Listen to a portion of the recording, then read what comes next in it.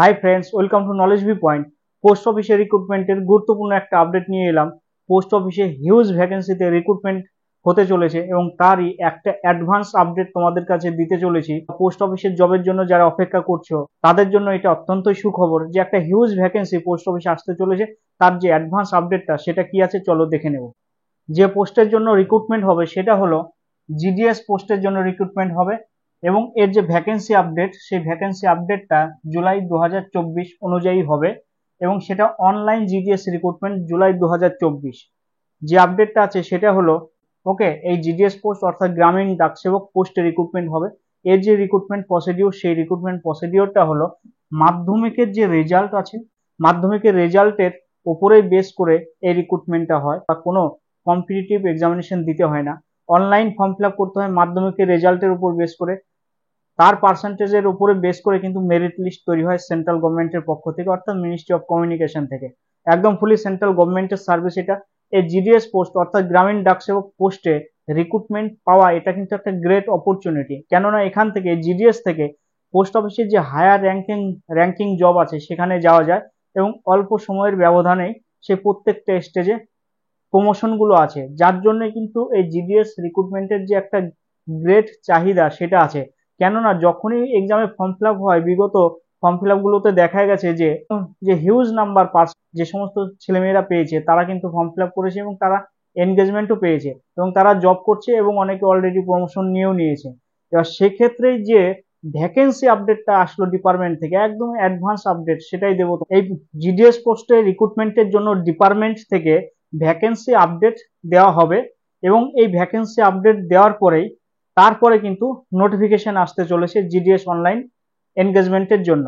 এবার ভ্যাকেন্সি কত আসতে চলেছে এবং নোটিফিকেশন কবে আসবে সেই ডিটেলসটাই দেবো। দেখো, ডিপার্টমেন্ট থেকে 1 থেকে জুলাই 6 তারিখের মধ্যে, তাহলে প্রত্যেকটা ডিভিশন অফিস থেকে যত তার আন্ডারে ভ্যাকেন্সি তৈরি হয়েছে সমস্ত ভ্যাকেন্সিগুলোকে আপডেট দেবে।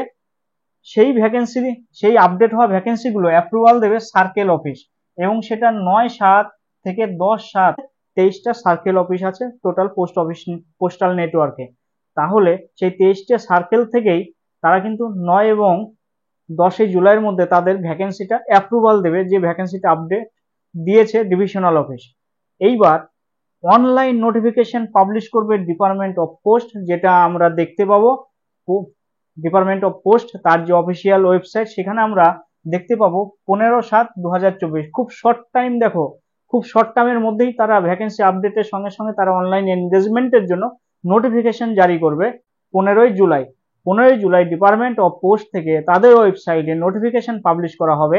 সেই নোটিফিকেশনে আমরা জানতে পারবো যে কবে থেকে ফর্ম ফিল আপ শুরু হবে, কতদিন ফর্ম ফিল আপ চলবে এবং ফর্ম ফিল আপের সঙ্গে সঙ্গে যে সিলেকশন প্রসিডিওরটা আছে সেই সিলেকশন প্রসিডিওর। পোস্ট অফিসের এই পোস্টে চাকরি করার জন্য কিন্তু অনেকেই অপেক্ষায় থাকে, এটাই সেই পোস্ট জিরো থেকে হিরো হওয়ার। তো সেই সুযোগটা কেউ ছাড়ার চেষ্টা করে না, তোমরাও ছাড়ার চেষ্টা করবে না, তোমরাও অ্যাপ্লিকেশন করবে। অর্থাৎ এই যে টোটাল যে 1 ইয়ার ডিউরেশন, এই ডিউরেশনের মধ্যে যত ভ্যাকেন্সি তৈরি হয়েছে ডিপার্টমেন্টে সমস্ত ভ্যাকেন্সিগুলোই আপডেট দেওয়ার কথা হয়েছে।